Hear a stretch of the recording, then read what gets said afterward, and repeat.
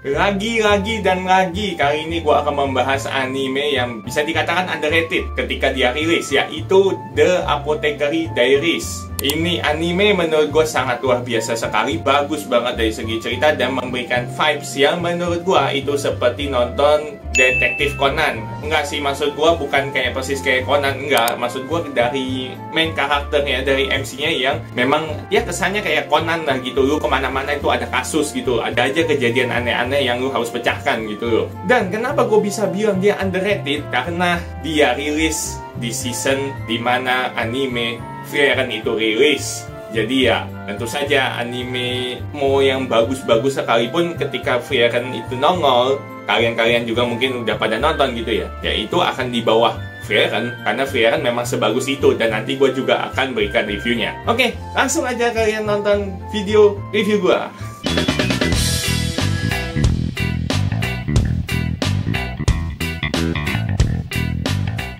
Yo minasan, welcome back to my channel yaitu Cosmere, di mana di sini kembali mereview anime-anime yang sudah gue tonton. Dan sesuai dengan yang gue bilang di awal, gue akan membahas anime berjudul The Apothecary Diaries. Ya memang gue agak telat ini nontonnya karena baru sempet, tapi menurut gue ini anime sangat-sangat wow sekali. Dan ya, gue belum begitu ngecek banget apakah sudah banyak yang review atau belum, karena memang ketika dia rilis itu berbarengan dengan anime Frieren juga rilis gitu, yaitu berarti di akhir tahun 2003 atau fall alias musim semi 2023 lah gitu. Dan ini anime yang bertotal 24 episode. Kebetulan juga untuk studio yang membuatnya, dia ada dua ya kalau nggak salah. Ini yang gue berdasarkan gue cari-cari gitu, OLM dan Toho Animation Studio. Toho ini ya gue kurang tahu ya, cuma untuk OLM ternyata setelah gue kulik itu ada anime yang gue sudah pernah nonton ternyata dari studio ini, yaitu Odd Taxi. Nanti gue kasih linknya di sini ya. Ini animenya wah itu top banget coy, cuma memang tidak semua orang akan mungkin tertarik karena visualisasinya bukan manusia gitu. Cuma untuk dari segi cerita itu sangat mantap banget. Nanti kalian langsung aja cek reviewnya di situ ya. Kemudian anime Apothecary Diaries ini bergenre apa sih sebenarnya? Bisa dikatakan sebagus itu. Dia bergenre drama dan juga misteri, tapi mempunyai tema yaitu sejarah dan medical atau medis lah gitu, dunia medis. Jadi ini lebih ke sisi dunia medis kalau ngomongin misteri-misterinya, walaupun tidak semua gitu ya. Cuma ya karena sesuai dengan judulnya Apothecary Diaries, ya tentu saja akan berhubungan dengan dunia medis lebih banyaknya. Penasaran kan kenapa gue bilang Apothecary Diaries itu underrated? Langsung aja gue ceritain nih. Jadi di awal animenya ini diceritakan ada seorang anak perempuan bernama Mau Mau. Dia ini anak dari seorang apoteker yang bekerja di wilayah yang nanti kita akan ketahui itu bernama Pleasure District. Ini ya wilayah yang esek-esek lah ya, area yang begitu boy. Terus ketika Mau Mau lagi keluar rumah dan dia lagi lagi mencari tanaman herbal lah gitu, lagi nyomot, tau-taunya dia diculik, terus tau-taunya dia sudah ada di istana kekaisaran. Jadi dia ternyata setelah diculik itu dia dijual gitu loh. Dan akhirnya dia dijadikan sebagai pelayan di area istana kekaisaran. Mendapati dia menjadi seorang pelayan di situ ya dia tidak punya pilihan ya, karena dia diculik. Terus ya di zaman kayak gitu ya kan tidak ada handphone dan segala macam ya untuk bisa, "Oi tolong dong," nggak ada. Ya udah dia pasrah aja, tapi dia juga sendiri berusaha untuk tidak menjadi orang yang menonjol gitu loh. Padahal dia ini punya kemampuan yang luar biasa lah dalam meracik obat-obatan maupun dari segi pengetahuannya mengenai obat-obatan yang ya bisa dikatakan extraordinary lah gitu. Tapi ada yang menarik nih dari di awal-awal ceritanya.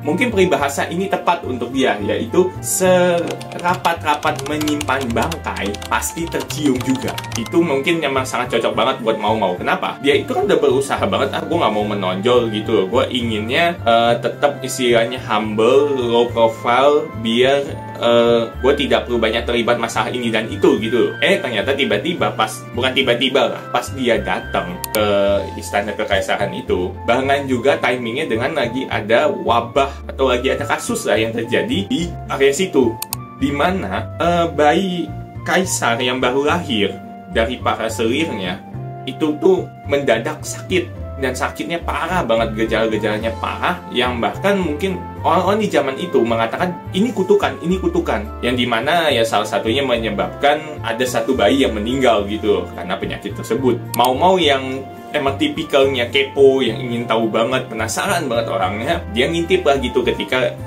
kejadian itu lagi ramai gitu, dan dia coba menganalisa sendiri, dan ternyata penyebabnya gampang banget nih.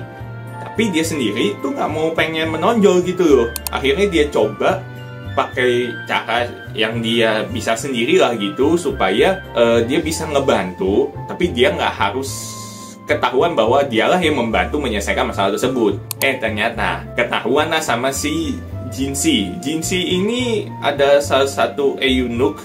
Maaf kalau penyebutannya salah. Eunuch ini nanti ada penjelasannya di sekitar sini atau di atas ya gitulah. Itu tuh bisa dikatakan juga dia ini salah satu petinggi di area tersebut gitu, dan mengetahui ini bocah si mau ini ingin menyelesaikan masalah itu tuh, dan kelihatannya nih orang pinter. Ya udah, akhirnya Jinsi melaksanakan sebuah seleksi dalam tanda kutip, dan akhirnya kabilah si mau ini. Mau akhirnya nggak bisa menghindar, terus akhirnya sama si Jinsi udah, gue taruh lo sebagai lady in waiting. Gue nggak tahu bahasa Indonesianya apa, maaf ini kalau kurang gitu ya. Lady in waiting dari seorang selir favoritnya kaisar gitu, yang bernama Gyokuyo. Jadi dia istilahnya naik pangkat lah gitu. Sebenarnya dia ditaruh di situ tuh bukan hanya untuk biar lu bisa nyelesain masalahnya lebih gampang, nggak juga, karena Jinsi juga mempunyai feeling, dia udah mengamati gitu ya, ini orang juga talentanya hebat, jadi ya memang udah selayaknya ditaruh di situ. Dan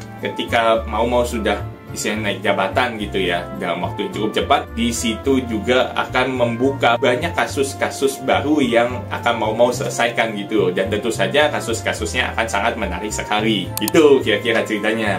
Jadi apa sih yang pengen gua highlight atau pengen gua review dari anime ini? Pertama dari segi alur ceritanya gitu. Alur ceritanya ini kalau berdasarkan sinopsisnya tadi kelihatannya seperti ya akan biasa aja, atau ini cukup ringan dan cepat.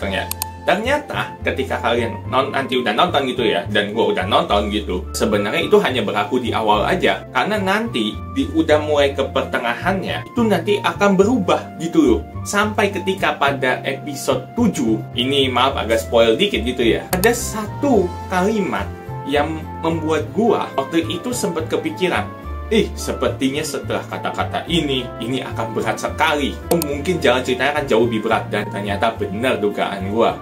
Setelah episode itu jalan ceritanya jauh lebih berat, lebih berisi menurut gua, dan lebih kompleks dengan ada beberapa plot twist yang terjadi gitu loh. So ya, ini anime bisa dikatakan membuat ceritanya bagus gitu loh, nggak langsung full semua berat. Jadi orang itu bisa enjoy dulu di awal, bisa kayak gue udah tahu nih karakternya ada siapa aja sih gitu loh, dan akan istilahnya basic ceritanya itu orang nggak akan gampang lupa gitu loh. Kemudian untuk poin yang kedua, biasanya di setiap kali nonton anime, terutama yang panjang kayak gini ya, satu seasonnya yang 24 episode gitu, itu kan ada 1 atau 2 episode selingan di pertengahannya gitu kan, atau sejenis intermezzonya gitu. Uniknya di anime ini, kalau kalian perhatiin, itu tuh masih nyambung sama jalan ceritanya secara keseluruhan gitu. Walaupun mungkin kesannya kayak agak side story, tapi tetap kalian malah menganggapnya ini masih bagian dari jalan cerita utamanya, karena di situ pun mau cukup terlibat gitu loh. Ini unik banget. Kenapa? Karena biasanya kalau yang ada model episode intermezzo gini, istilahnya kayak peralihan dari satu arc ke arc lain, itu tuh kayak gak ada hubungannya gitu, atau bener-bener kayak ini cerita sangat santai banget. Tapi di Apothecary Diaries ini nggak begitu. Tetap mungkin akan berasa santainya sedikit, tapi ketika kalian menyadari, ini tuh sebenarnya cuma intermezzonya doang ya, bukan langsung sambung kayak full cerita utamanya gitu loh, nyambung terus, enggak gitu loh. Kemudian untuk poin yang ketiga, nah ini seperti yang tadi gue sempat bahas di awal, vibes dari MC-nya, dari si mau ini, menurut gue itu seperti nonton Detektif Conan coy, seperti Conan Edogawa gitu. Lu kemana-mana itu pasti ada kasus, ada aja yang entah mati lah, entah masalah lah, dan lain sebagainya gitu. Intinya lu datang lu kayak semacam membawa sial. Dan tentu saja kurang lebih mirip juga vibe-nya, ya lu harus pecahin masalahnya itu. Cuma mungkin bedanya kalau Conan, gua akan cari tahu kesana sini. Enggak sih, mungkin nggak beda ya. Sama malahan kayaknya. Mereka mau sama-sama memecahkan kasus dalam tanda kutip, tapi juga nggak bisa menonjol banget gitu orangnya. Kalau Conan kan yang waktu itu ceritanya ada orang-orang jahat mengincar dia kan. Nah kalau mau ini, dia memang nggak mau jadi orang yang si paling terkenal gitu. Kemudian untuk poin yang keempat, kemunculan karakter-karakter di anime ini bisa dikatakan terasa balance banget. Setiap porsi kemunculan karakternya itu menurut gue pas banget. Kenapa? Karena anime ini itu tuh cukup fokus kepada Mau dan masalah-masalah ataupun kasus yang harus dia pecahkan. Jadi bisa dikatakan itu yang membuat kemunculan setiap karakter, entah ada karakter utama lainnya maupun karakter sampingan, itu terasa balance banget. Gak ada yang kayak, oh ini perannya kedikitan, oh yang si karakter ini muncul terus-terusan. Kadang kan di anime-anime lain kalian akan ada merasakan hal seperti itu kan. Di Mau ini enggak. Kalau Mau sering nongol ya jelas lah, dia kan MC-nya gitu, emang fokusnya ke dia. Kemudian untuk yang poin terakhir, ini preferensi pribadi aja. Menurut gua opening dan endingnya itu bagus lagunya. Udah gitu doang sih. Ini lagunya enak dan ya gue rekomendasikan buat kalian aja lah gitu. Oke, sekian aja review gue kali ini. Mohon maaf kalau memang review kali ini mungkin ada yang kurang bagus atau apa, atau mungkin ada masukan gitu di kalian, ya kalian ketik aja di kolom komentar gitu ya. Dan untuk next reviewnya kita lihat akan review apa lagi. Banyak sekali anime-anime menarik dan gue juga sudah mulai banyak menonton lagi. Ya, sekian aja dulu untuk video kali ini. Sampai jumpa lagi di video gue berikutnya. Bye-bye!